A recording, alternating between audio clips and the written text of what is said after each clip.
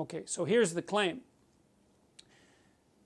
And there's actually people who do this professionally, by the way. They analyze businesses and other organizations by these strategies. And these are often these people, they call themselves diversity consultants, for example.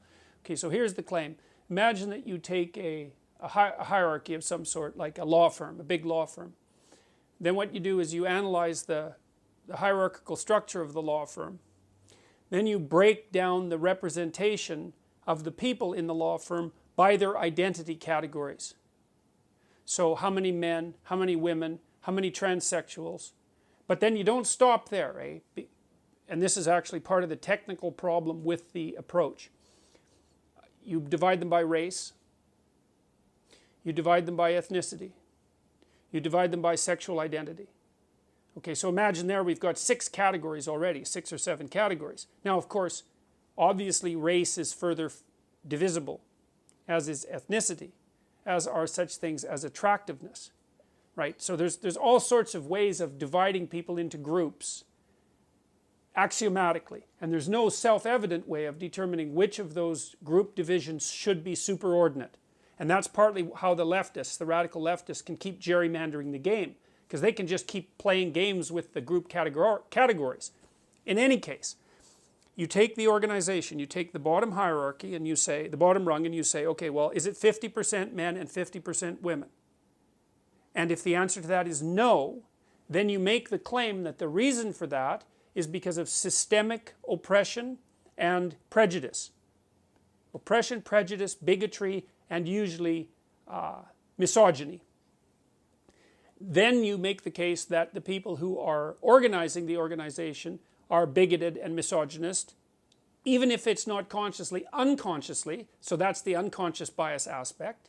Then you put forward a plan that can include quotas, and increasingly will be, to ensure that that hierarchical level is now equal in proportional representation to the population itself.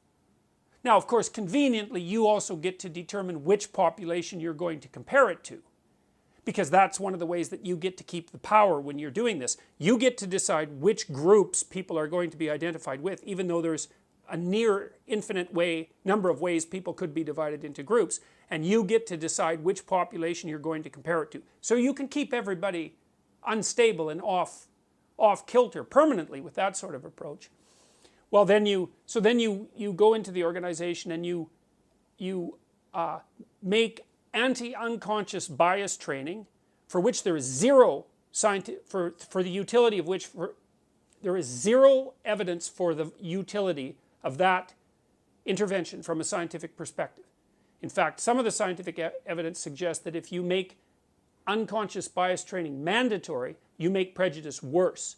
And maybe that's because people don't like to be called bigots and misogynists and to be put through retraining in a mandatory way. Okay, so then you do that in analysis at each rung of the organization. Now, you might say, well, why do you do that? Well, the putative reason is equity. Now, equity and equality of opportunity are not the same thing. If you hear someone utter the word equity, either they don't know what they're talking about and they're ignorant beyond they're ignorant in a manner that makes it inappropriate for them to engage in a conversation about it, or they are the enemy of anyone who holds the tenets of individuality dear. Because equity means equality of outcome. And so the real postmodern radicals are using community to mean equity, and equity to mean equality of outcome. And so then they get to divide up the groups into whatever groups they feel are the groups that people should be divided into now. And then they get to go make their claims of oppression and misogyny and bigotry and all of that. And one of the huge advantages that accrues to them in doing that, and since it's all about power, is power. And that's the game that's being played out. And that's happening unbelievably quickly. The equity issue is something it's absolutely unbelievable to me how rapidly people have started to talk about equity and to actually think that that's a reasonable goal. Now, the alternative is to let people sort themselves out more or less in a free market manner, allowing for the possibility that there are genuine differences between people in intelligence, temperament, and interest.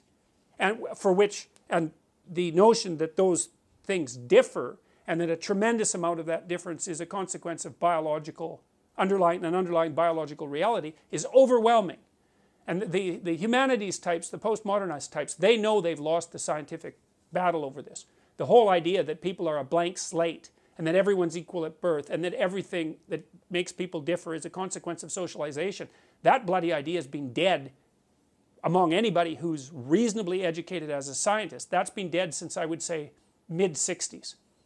Dead. It's not, no one even talks about it. But among these postmodernist types, man, they don't give a damn for facts. In fact, facts for them are merely whatever the current power hierarchy uses to justify their acquisition of power.